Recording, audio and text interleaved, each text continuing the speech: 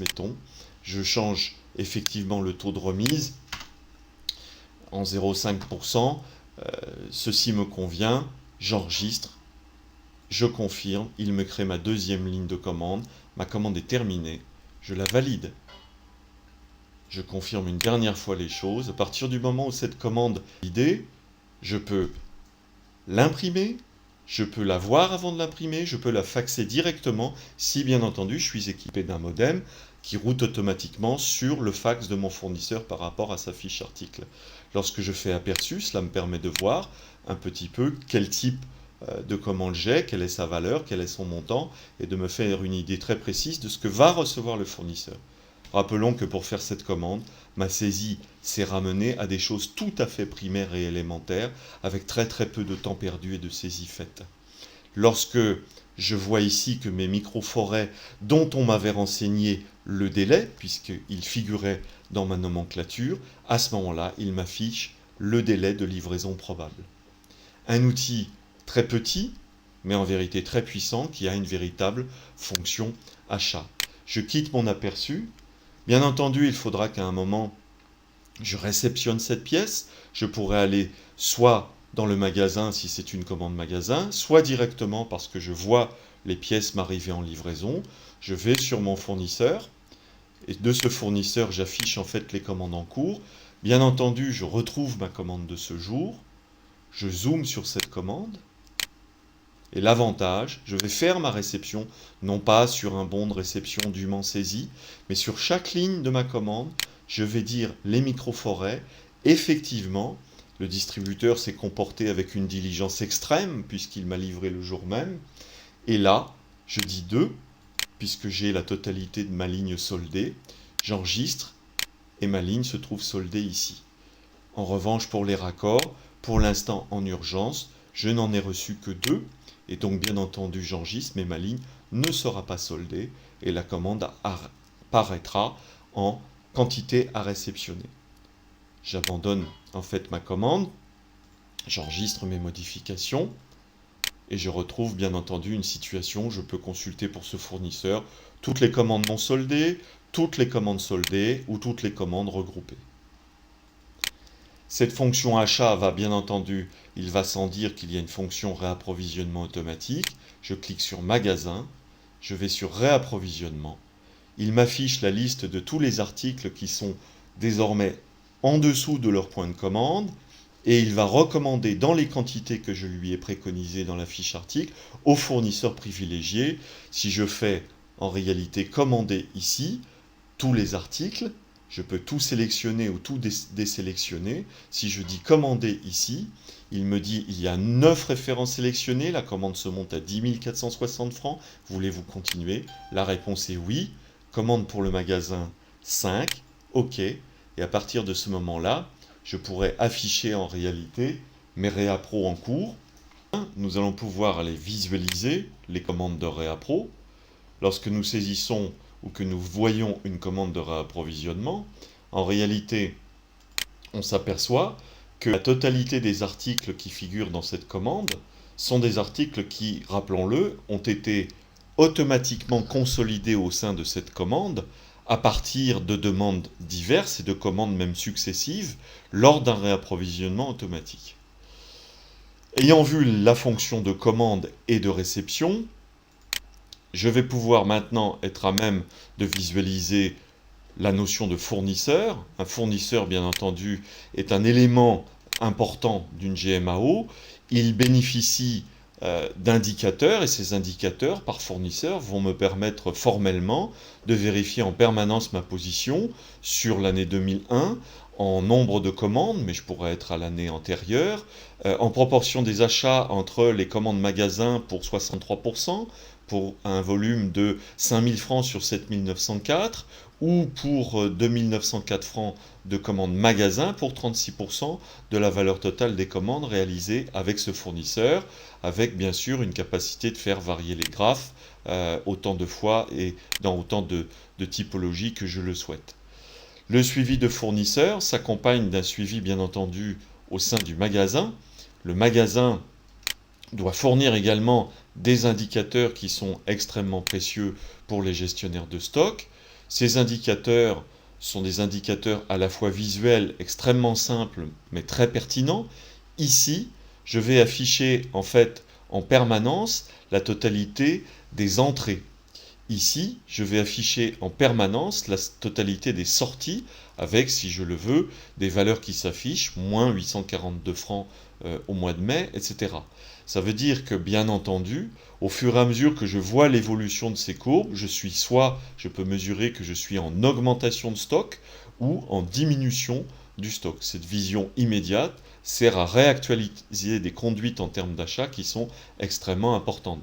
De la même façon, je peux voir quelle proportion dans ma valeur de stock représente chacun de mes fournisseurs et travailler avec lui par rapport à l'amélioration de sa qualité de service pour augmenter, puisque aujourd'hui les services achats tendent à réduire le nombre de fournisseurs, pour augmenter en fait mon panel de choix sur l'ensemble du spectre que mes meilleurs fournisseurs me fournissent. On va passer maintenant à une action, à une activité particulièrement importante de la maintenance, qui est la maintenance préventive. Ademaint gère la maintenance préventive. Je vais pouvoir, à n'importe quel endroit de l'arborescence, afficher en fait ma maintenance préventive, que ce soit au niveau de l'usine entière, ou au niveau d'une section, ou au niveau d'une ligne de fabrication. Lorsque je me trouve au niveau de l'extrudeuse, je vais pouvoir ici afficher mon préventif. Ce préventif se décline sous la forme d'une liste. Cette liste fait apparaître en rouge ici des dates qui m'indiquent tout de suite que ces opérations qu'on voit ici de maintenance sont en réalité déjà en retard par rapport à la date d'aujourd'hui. Ici, j'ai la date d'intervention qui est représentée par la date du jour si je choisis de les faire. Comment se passe la gestion de la maintenance préventive? Nous avons d'abord créé des opérations de maintenance. Ces opérations de maintenance, telles qu'on peut la voir ici, lorsqu'on fait un zoom, on s'aperçoit que sur l'extrudeuse B5, il s'agit d'une vidange du carter. Je dois utiliser la nomenclature suivante: 5 litres d'huile Almasol 607 extrême performance, un kit spec P5 pour une analyse spectrographique, un joint Xperb avec un bouchon, et en même temps j'ai la consigne de vérifier le moteur électrique et l'environnement global et d'effectuer tout acte nécessaire. J'ai une intervalle de 30 jours, un temps estimé à 3 heures, j'ai un intervenant qui a priori est Jean-Michel Ruffin, et la date de dernière réalisation est au 5 juin 2001. Lorsque je veux gérer ma maintenance préventive, en réalité, la première des choses à faire, je sélectionne ce que je veux faire dans la journée ou le lendemain. Je sélectionne ici cette opération de maintenance, et je sélectionne ici cette opération de maintenance. À partir de ce moment-là, je vais pouvoir, en réalité, partir avec mon listing. Lorsque je fais aperçu avant impression, j'ai ici l'image de ce que va être mon listing de maintenance préventive, c'est-à-dire que j'ai un ordre de maintenance qui va pouvoir s'appliquer à l'ensemble de mes machines. Je pars avec ce listing, je reviens en fait ensuite à mon poste de travail, je peux faire mes comptes rendus. Pour faire mes comptes rendus, j'ai tout simplement la simple nécessité de me positionner ici sur réaliser. Lorsque je clique cela veut dire que en réalité la chose est réalisée. Je dis le temps que j'ai passé pour faire cette opération de maintenance. Cette opération de maintenance est en fait celle-ci, je l'avais indiqué aussi à réaliser. Donc je me positionne ici et j'ai mis effectivement 2 heures. Lorsque je vais avoir réalisé ces opérations de maintenance en donnant les temps, eh bien je vais tout simplement valider ces OM réalisés. Cette validation va me créer automatiquement des rapports d'intervention dans les historiques de chacun de ces équipements en me disant qui a fait quoi, à quel titre d'opération, les coûts et l'ensemble des choses qui ont été faites. Lorsque je valide, bien entendu, le logiciel me recale en fait les dates de déclenchement par rapport à l'avenir de ce qu'il y a désormais à faire dans le plan de maintenance. Ainsi donc, nous avons la possibilité d'aller très loin dans la gestion du préventif, puisqu'on gère sous une forme microscopique un ensemble d'interventions qui peuvent ratisser l'ensemble de l'usine jusqu'au plus fin des secteurs. Un certain nombre de questions sont ensuite à poser. Nombreuses sont les questions qui nous sont posées en général. Il y en a deux qui sont essentielles. Rappelons que en consultant en fait sur une machine, comme je le vois ici, l'extrudeuse, si je consulte en fait les historiques, je vais avoir, ne l'oublions pas, la nomenclature détaillée de la machine automatiquement nourrie par l'ensemble des pièces qui sont ici liées aux sorties magasins.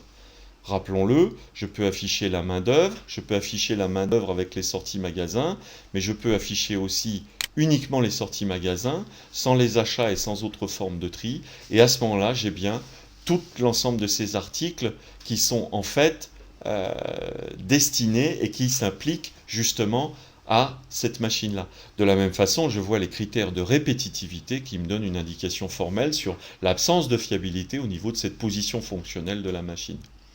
Ça, c'est très important. Ce qui l'est aussi, c'est de pouvoir en fait, et je peux aller très loin sur cette fonction, sur toute l'usine, je peux vouloir en réalité afficher en termes d'historique la totalité des destinations d'articles sur l'ensemble des consommations de l'usine, c'est-à-dire qu'ici, si je veux privilégier la notion d'article, j'ai bien en face de cet article la totalité des machines qui l'ont consommé et leurs détails. Donc j'ai les deux fonctions. Je connais pour une machine tous les articles qui lui ont été destinés, mais je connais aussi la destination pour un article de toutes les machines sur lesquelles il connaît une destination. C'est toute la puissance d'une GMAO qui permettra de construire un service maintenance plus performant sur tous les plans, la maîtrise de la technologie, la maîtrise de sa maintenance en termes organisationnels, ainsi que, et ce n'est pas au terme de cette présentation de ADMaint. Peut-être vous demandez-vous, mais lorsque je reçois ADMaint, comment est-ce que je peux commencer, initialiser ma GMAO? Nous avons déjà vu qu'en ce qui concerne le stock et les articles, les choses sont simples, puisque ADMaint a cet énorme avantage d'avoir un certain nombre de pré-renseignements en termes d'articles en multitude. En ce qui concerne l'arborescence, les choses sont on ne peut plus simples. On se positionne à n'importe quel niveau de l'arborescence, on clique droit souris, on va sur créer. Cette fonction créer m'affiche en fait la capacité de saisir une appellation, un libellé pour un élément de l'arborescence, un modèle, un numéro de série, une date d'achat et tous les commentaires possibles et imaginables sur cet équipement, cette installation, ce véhicule, cet engin, etc. De la même façon, bien entendu, en termes d'intervenant, je clique sur l'écran intervenant, je vais saisir en fait la fonction nouveau, il m'affiche une transaction qui me permet de créer un code, un libellé, le nom de l'intervenant, un taux horaire et un ensemble de commentaires sur ses spécialités et sur l'ensemble des types de travaux qu'il peut entreprendre, si nécessaire et si souhaité. Nous pensons que ADMaint constitue une vraie révolution culturelle dans le monde de la GMAO. Pourquoi ? Eh bien parce que d'abord il s'auto-installe, une insertion de CD, et vous êtes devant le menu principal, sans requérir aucune compétence particulière. Son ergonomie, nous ne remplissons pas des états, des papiers, des écrans, on glisse des objets, ces objets ouvrent des transactions, nous renseignons des choses minimum. Le fait que pour un investissement qui équivaut à 20% de l'investissement nécessaire à une GMAO classique, ADMaint couvre en fait 80% des besoins de gestion, d'information et de progrès d'un service maintenance contemporain. Cet outil, en plus, ne l'oublions pas, est une GMAO qui est structurante. La GMAO va vous conduire à repenser votre service maintenance, il va vous aider à faire évoluer l'ensemble des opérateurs sur un autre registre. En réalité, en dessous de 5 000 francs, vous êtes devant la capacité de vivre aujourd'hui et de déployer votre GMAO à votre rythme, sans vous entraîner vers des dimensions qui vous dépassent et engranger les bénéfices à très court terme, puisque nous pensons que l'investissement en fait d'un ADMaint, le retour constitue une période inférieure à 3 mois. Nous vous disons à très bientôt en notre compagnie. Décidez d'implanter votre GMAO aujourd'hui, parce que c'est le moment. Au revoir.